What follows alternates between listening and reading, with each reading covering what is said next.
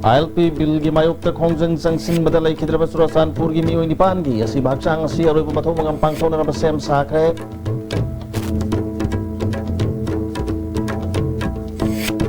amadi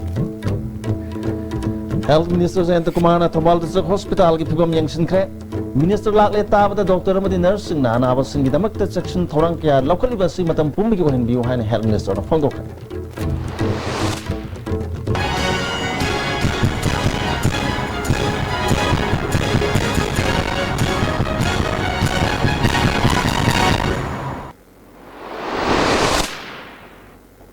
Kurumjari ISTB ki pau miyeng tabiri basing taram mukjari hausa maruba pau sing sandona pujari ILP bill gi mayokta Churachandpur da khongjang changsin badalai khidaba mi mapan gi manung da mioi nipan gi asi bhakchang nahan makai aroiba mathau mangam pangthokna lakhiba du Manipur sarkar ga yanaba purakpadagi ngasi aroiba mathau mangam pangthokna na sem sakre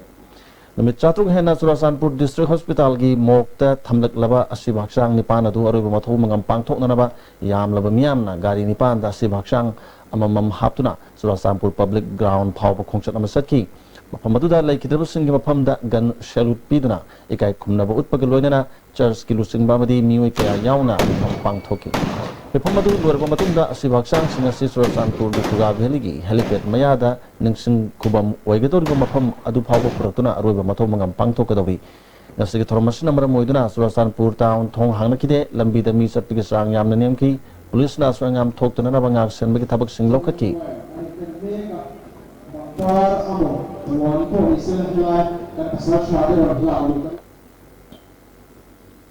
anaba singna doctor singda phangliba thajaba sing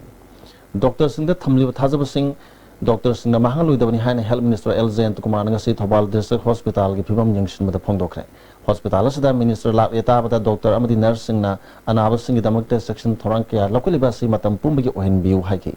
hospital asigi awara passing kari kari leiri habdu hospital gi authority ga khana bagal loinana hospital asigi mafam sing satuna yangsin ki hospital yangsin ba aduda khabo kendra da BJP gi mirep okiba TS Jadumani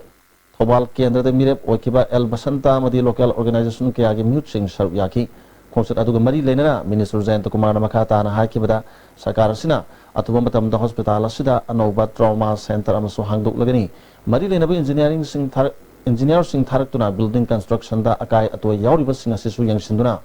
samdan sajanbagi thabak chatharagani pakhatniba thabak kaya leirabasu haujumaki oinadi sel thumgi phibam da chap chaba fan leitribana thabak oina pangthokpa ngamdabani haiki yamna nungaiba makhi district hospital amu ugadu simasi haujik sing maki di leiriba sarkar gi position financial position sina maram bodana loina mung yan pami ba khoine guding pami atmu leibi ngamdabe but tawdani doctor sing na ba leng bodin ngai na amjik patient sing na masada sense of security madu phau na re chi oi dai bani na phau na ba makhal gi basic oi ba tangai ba da makhal gi development sen do ya da hinduri busim na ba ai sana di ba mu di present to boy na maso government di present to boy oi na ai na ya sai na bi ka bi jana Manipur dagi thau lokthokna bo honar lebasigi matangda nomagi oiba public consultation thorum ama ngasi nupilal complex ta pangthokre Protection and Preservation Committee Manipur Committee on Protection and the Natural Resources in Manipur Civil Society Coalition on Human Rights in Manipur and the UN Achum PCTM NEDF amadi khaidem gi club om na punna sinduna pangthoki bothoram maduda lup singasigi maroi bathau puba kaya saru yaki Ukru Senapati Chandel amadi Churachandpur dagi lakpa human rights women activists kaya su saru yaki Human rights activist Punindro Konsam na hakibada Manipur dagi thau lokthokani haina Bharat Sarkar na satharak leba thabak asi lamdam masigi mahuksagi khudul singbu manghanna bhonabani masida miyamna kupthana yengba mathau tai haki Process putting in the name of development masi yam sena labor free prior consent of the people masi informative people ayam yoke company masina adu civilians oil and natural gases private limited na without informing to the people kari idam ta makoi na masai labor in the oil in the limited kind of the transfer to the having Manipur labor resources mayam Manipur labor put mayam sing se extract to one of the Manipur people labor Manipur either of people sing right with the makoi na represent to be about voltage to be about makoi na amada amada di lo thong sing to be about summa makagi summa lo se masi leite even Indian constitution as well as international laws. But over matter diplomacy, it is not for the benefit of the people, it is for the benefit and for the commercial process, for the benefit of this contractor, not the multinational corporation, not the project ni, high na Angang amo mahi na mo bada oza halaman amadi ako bigi phibam asisu yamna maru oi haina education minister ts radhe sam nang se yaril pat leba mega school gi trani thorik subam po kumon thorom da haikre parliamentary secretary el susindro amadi dr r kinimai su sarwyaki toan state amadi national gi thak ta pangthokpa masana singda makok mathang tarak laba school sigi mahiro singda mana mathum singyan thoki education minister radhe sam na makhata na hakibada yumgi ahalaman singna yarib makai mahiro singbu takpi tambi batangai phadi haiki Aku ini loin orang kale, bagi isa se, apa bayi sekolah dah thamraga, apa bami muara thora ni, hai na aku ini loin kena bami oi, which is not correct. Aduna parents ini masuk kena tu si we are teachers, aku ini yung na aku ini ngasih, macam tapi betul, school dah, ozana tapi the teachers in the schools they must also think and feel and act as if they are the parents of the students. Adu karena bonding, asal kalau kani nusinabel era kani friend mereka, then only. I really appreciate more those non-achievers so that they do better next time. Ngarang Paul Haidokiba class 12 ki art stream da first ta ki sangak phomda leiba EK higher secondary school gi mahiroi nambol maibam singmang dagi ngangom zenitana ISTV news ga unabada mahana tungda kari oiba pamli amadi mahana first position tarakna bahona rakhibagi matang da wafam kaya thamlagli aduga janita ya pokpa churchill na masanu pina mikok thongba ama oirakpada nungai basu phongdorni lismul sani pa me fudrama thoida pukramba kazabu british na phasi tawduna punsilo mankiba numit me kunga manga bu nisingduna that anniversary celebration pangthona bagidama kamongda leibaning singkobam pukramba kazaw memorial trust na lamtu sengdokre break ki atien bamatamam tang lominis Irujo Coaching Institute, Tesampa to Tomlekai behind Bhaigo Hotel. Admission opens for Class 11 Science. Class commences on June 8, 2017. Class timings for 45 to 7:30 p.m. For details, please contact Office of the Irujo Coaching Institute, Tesampa to Tomlekai behind Bhaigo Hotel. Contact number 8131025634. Jolip 100% natural syrup. Amasung capsule. Yu thakpadagi oirakpa awaba chaitheng hakjangi liver soklakpadagi kuchu sengakhtaba haksang soktharakpa tumba chaba yaraktaba khong hamba nungaraktaba singbu phanba ngamba amata ngairaba upaidi Jolip syrup amasung capsule.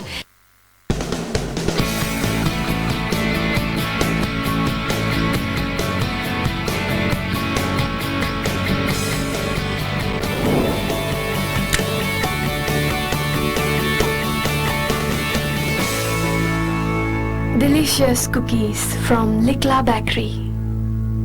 Adung karigumba awabasing asi mayungnaba thoklaba maroi marang yamna yawba chunjak chaba mapalda tuina chaba liver da akaiba laklaba natraga liver gi mapangan chontharakpa tarabasu karishu waningai leitre lifsaf syrup sijinabiu adungi awaba punamak koknabagi pambaini diabetic na naraba anaba singnasu sizinaba yaraba lifsaf capsule shu phangbigani lifsaf syrup amadi lifsaf capsule naragai laing babudi Najingai da saksal hobana hena fei.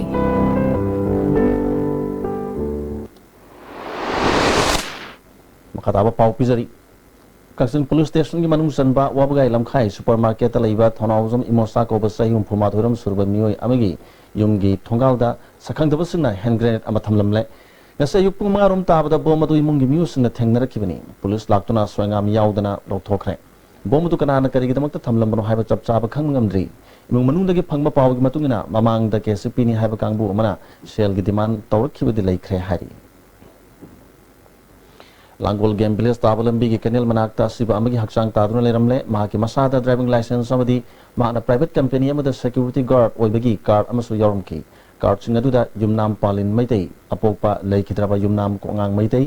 tayal kolom lekai Imphal West district haina iramki amadi Gurgaon gi Peregrine Private Limited ta security oiba mission hari asibhaksang asi ayuk angan bada lambi satpa mi singna thengnarakibani Lamphel police ki team amalaktuna kupni yengsinbagi thabak chu chathaki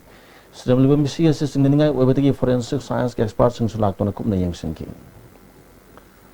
Numitang pung tararom taba matamda singsamay singa makong song tham lekay ta khangawdan harup pamay na dukan mga tumna sakre. May sakpa dukan na namhonabadi miya mamadi Manipur Fire Service na nongyay matung pung ama makhay pawbat thabak chataki. May sakpa dutelupa kayagi malchang amang ata thokre. Singsamay kendragi MLA su oriba Speaker Kemsa namadi BJP ki President KS Bawananda Sipsakati o nabigashona singna news sing lakuna kum adubigan singki.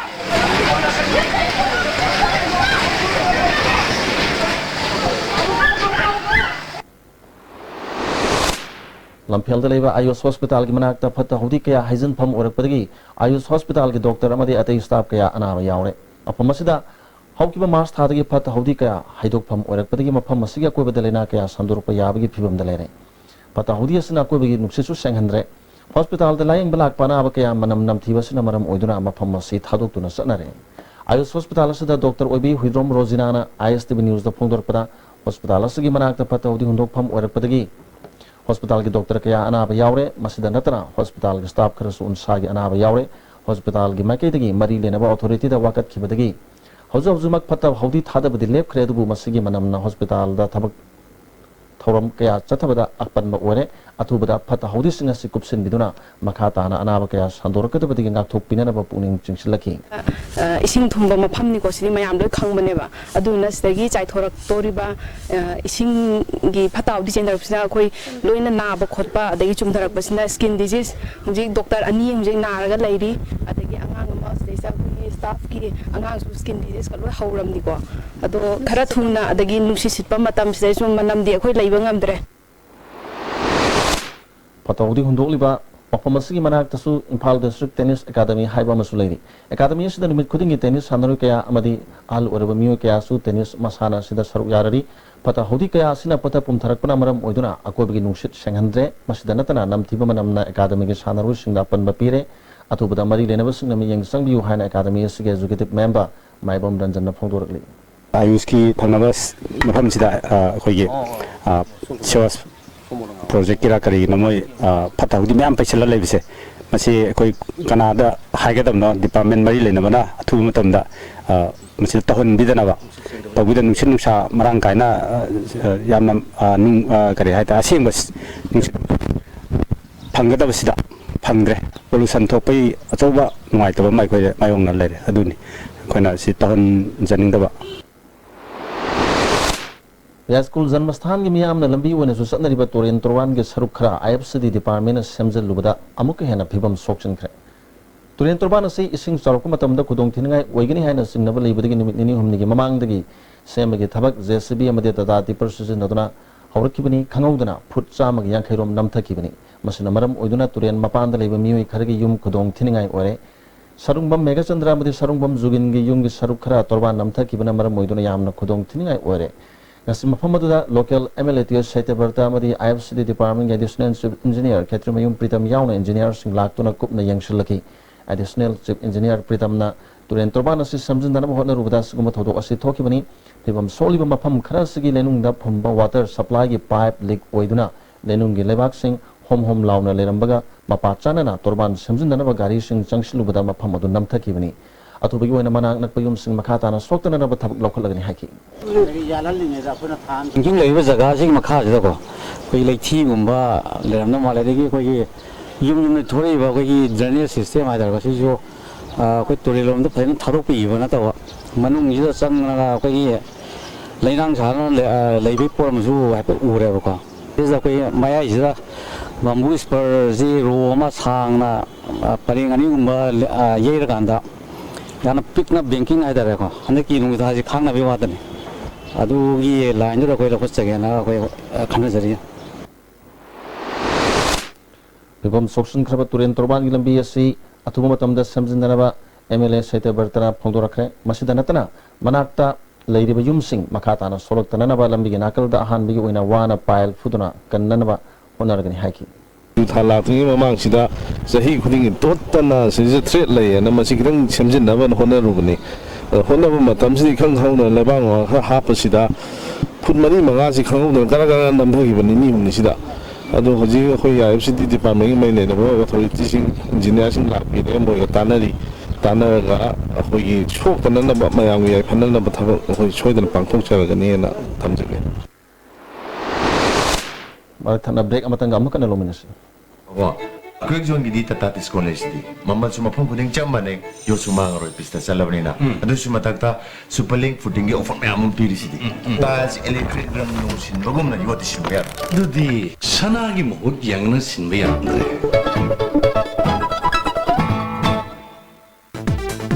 Bhai Gurudas Group of Institutions Sangarur Punjab na students ko dingma ki imagination ki path discover tawbagi mathakta knowledge ki importance matik chana piri ba mafam ni education piba khatang natna hayengi yumbirol putokwa institute ni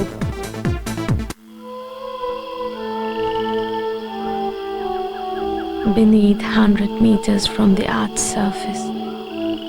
naturally filtered through saline stones, pure,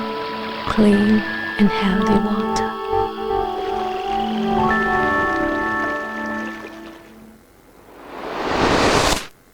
Makata ba pau pijari.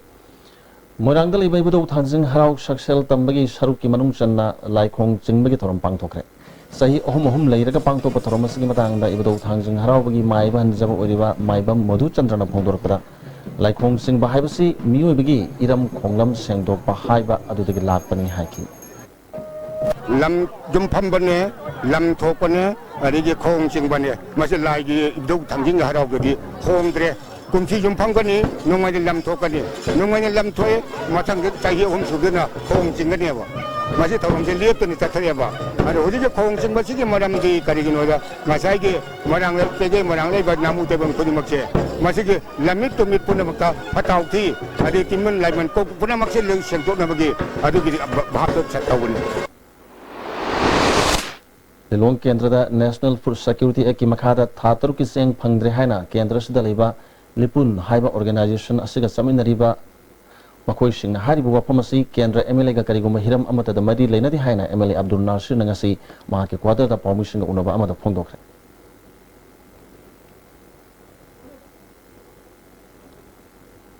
Hazir kwasal ko damaru ba paw amakane pijari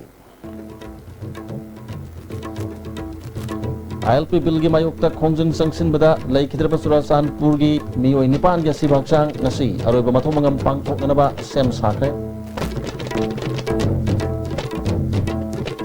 amadi